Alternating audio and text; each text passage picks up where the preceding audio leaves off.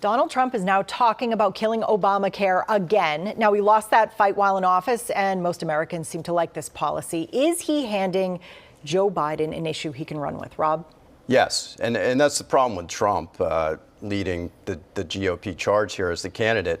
He's going to hurt tons of Republican candidates down the ticket. He's not the best nominee we could put forward. What do you think, Marianne? Well, he already killed off abortion here and took credit for that. Now he wants to do health care, but it really masks the more damaging thing he's doing, like trying to use the military to quell the public, arresting his political appointments, taking over DOJ, taking over, making the government a dictatorship, not a presidency. That's what he's really doing. All right. Elon Musk seems determined to kill X, of course, formerly known as Twitter.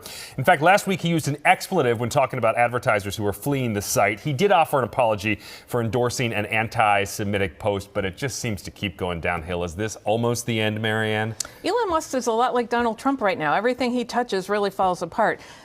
X is blowing up. His spacecrafts are blowing up. Tesla's blowing up. It's all blowing up. And just like Trump, he says, everything's fine, everything's great, and it's not my fault if it's not. Rob? Marianne's right. He's the Trump of big business. But it's a private company. If he wants to drive it into a ditch, he can do it. All right. Well, we'll wrap things up with best week or worst week. Marianne, let's go with you first. Worst week, Bibi Netanyahu, who had the plan a year ago about Hamas's attack against Israel. To the T, exactly what they did, and warned by a woman that worked on the agency that said this is going to happen. She was ignored. As a result, thousands of Israelis have died. Thousands in Palestine and Hamas have died. And worse than that, it's unleashed unrest across the world and in the United States. What do you think, Rob? Nikki Haley had the best week. She garnered major super PAC support this week.